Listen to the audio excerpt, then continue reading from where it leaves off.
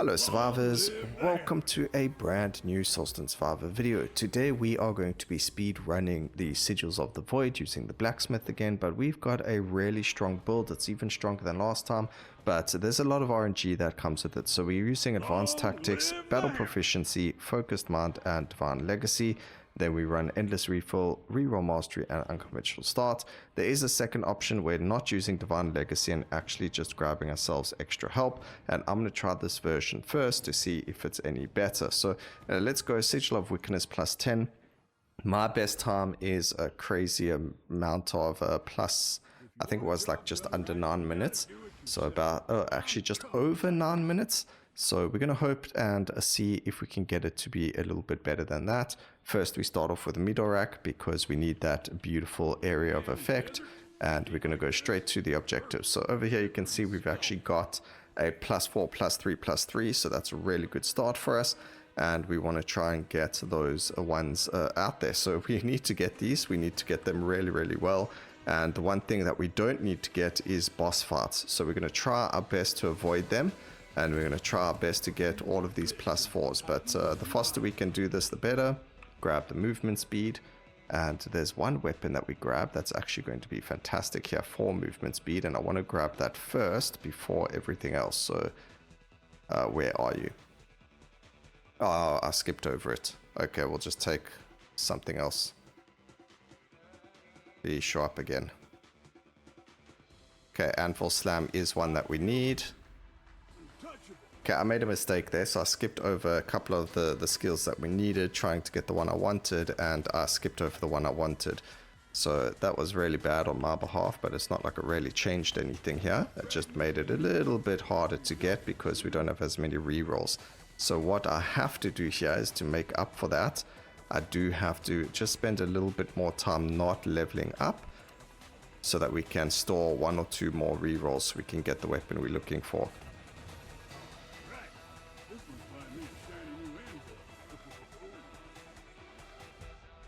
Okay, a multicast on there is pretty good. There's the weapon we need, and we did get it without a lot of rerolls, so that's really good.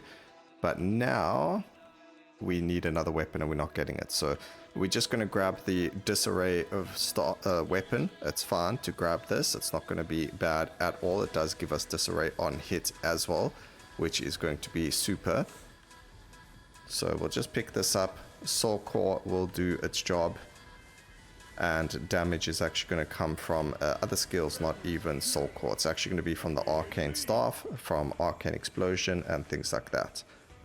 The only thing is I don't know how we're going to get this to be a ridiculous amount of time. So it didn't show up again, unfortunately. Grab ourselves a magnetic over there so we can get more XP, because the more XP we have, the more damage we're going to be doing. Because we'll have more skills. Alright, if I didn't make a mistake there, we would have been on a far better area now than we are. We don't need the block, we don't need that. Merciless is great. There's the Arcane Staff, thank goodness. We're not going to need the Expansive or Armor, so we'll get rid of those. And we don't need that either. So there's damage, we don't need the burn. Multicast is good, we've got the skills we need. So let's go. The one thing we are going to focus on is going to be things like life, 1, and then just all these damage, and then +1s. Cast frequency, we will keep it as a solid, so everything gets a little bit of cast frequency. It does help me keep active, you know, how much we have. And we'll go to about 200%, but after that, it becomes risky that it actually bricks the summons. Now, with the Blacksmith, there is currently a little bit of a bug in the game.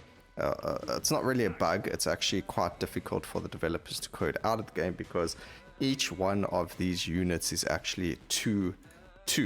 So each summon is actually a double summon. That's why the Blacksmith is quite broken right now.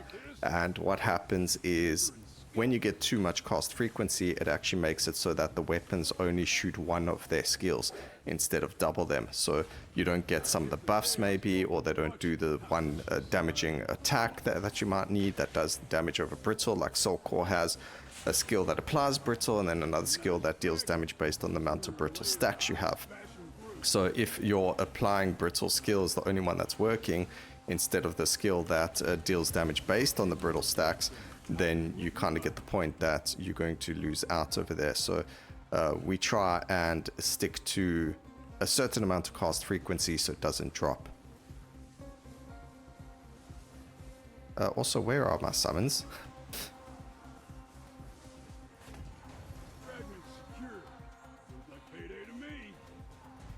Right, we need more summons, so there we go. That was actually pretty lucky. We don't need a damage increase over there. It doesn't really help us too much, so we're going to grab the life. Grab that. Disarrays. A little bit of movement speed because it does go a very, very long way. We don't actually need critical strike chance. We are 95%. It should be fine. And then over here, I'm just picking up these movement speed buffs because when you aren't near your summons, you are going to lose a lot of movement speed, and we don't want that. We want to be able to have that movement speed all of the time. So we're going to just try and stay as close to our summons, but also we're just going to try and get you know, a little bit extra movement speed just so that we can have it. All right, there we go. Let's open this up as quickly as possible, and then being able to go here as quickly as possible is the point. Another thing is to try and get dashes, because even though you've got the movement speed, or even though you've got this or that, having dashes and things like that does make things a lot easier. We don't need that. We're not going to be grabbing anything that's going to benefit from it. Grab the Merciless. Damage increases is everything you need. More area of effect is fine as well, but getting things like increased critical strike chance and so on and so forth are definitely helpful. We just wait here for the boss to spawn on us. Now we grab Shattered on hit, and the reason for that is, even though I've said it in the past, you know, that you get some of the bosses get armor. They got plus 10 armor. I came to a realization now, old dogs can learn new tricks. In this case, it's me. But what happens is, I might have known this and I just forgot about it, but there is a thing called, you know, armor shred, and we do actually take and put bosses into a negative armor value. So if you have 1,000 shattered stacks on a boss and they have 0 armor, they're actually going to be on a negative 1,000 armor, and you're going to actually do more damage to them. So you do actually want to get shattered probably all the time. But on higher Titan levels, that's not going to work as well, because bosses get like negative debuff resistances. So in the very beginning, for speedrunning and for things like that, it's definitely going to make a big difference. And that's the reason why we grab it. Come on, defeat them faster. Unfortunate circumstances here. We get a +1 only. They do fall quite quickly. We got a +2 over here, and we're not going to be doing the +1 up there, unfortunately, but that's okay. We got another +2 over here, and they're not bosses, which means that it does go a lot faster. But you can see the movement speed, just how much we get, and then you can see how quickly we're able to actually get to the boss fight. However, we want to try and get to be even faster than that, and that's why we got the movement speed, or having more dashes or things like that make a big difference. Boo, I don't think we wanted a +3 on that weapon, to be honest. Go a little bit more disarray, damage, actually even damage on the, like those weapons, and the other ones isn't necessary. Okay, this will probably be the last cast freak. It's only 165, so we could go a little bit more. But I think we're at a decent spot for the cast frequency. Alright, Mhyzahet is going to be a exposed on hit. There we go. Grab the damage, and we go back to Kenth so that we can pick up the amount of Prowess Stacks that we stack. That's probably one that you could leave off. I don't think it really makes anything that much stronger. It does make us stronger, but not really. Maybe for Sigil of the Void, when you're fighting the Void King, it makes a massive difference, but otherwise it's not really that big of a deal. Also, as you can see, the difference between fighting a boss and going after something that isn't a boss, it does make a big difference. time-wise. I mean, look here, we wasted maybe 3 or 4 seconds just waiting for them to spawn.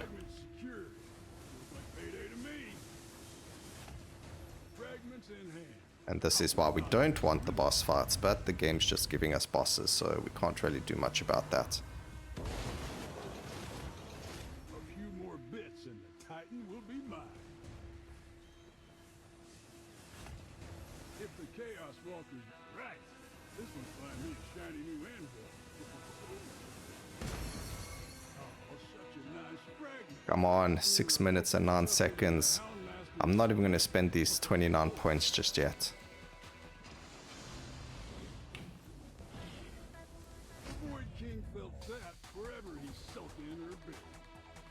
Okay, let's get to the void area and hope for a really good time. See, the movement speed over here doesn't matter too much because as you can see, time does not go. Also, if you get a goblin, you can go into the yellow portal because time does not change in the portal. You just get free XP. So it does make you stronger, but I have noticed it doesn't really make that much of a difference to whether or not you're actually going to be doing a lot of damage or not. So it doesn't really matter. You don't need that many, but it is what it is, you know. I would like dashes. Actually, we could reroll. Let's try and get some more damage upgrades. One more relentless, merciless. Merciless, because now we don't really need to worry about rerolls. We can use them. There's the Prowess. We actually had the the boss over there that we never... Oh my gosh, luckily we don't have time over here because that would have just wasted a good amount of seconds. Come on, let's do this. So that's his sanctum. I still owe the king a crack on his head. That open. That's one crack in his pot of doom. Let's see the pirate loot this without losing a leg. Okay, this one's a boss one, which is unfortunate. Also, our summons came a different way to us, which is kind of funny. Interesting to see that occur. Come on, come on, come on.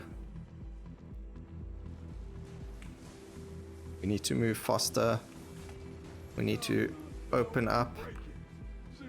There is a +4 down there, but I think it's going to take us longer to get there than it would have been to just do the objective, but we have to go to it. Let's go and grab it. Come on. Come on, summons. Where are you? There we go.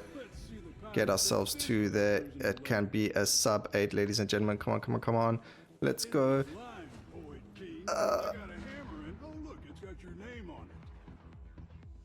Just really bad placements for some of the upgrades, unfortunately, and we're standing on the spot. There we go. 7 minutes and 33 seconds for the time. I hope you guys enjoyed the video.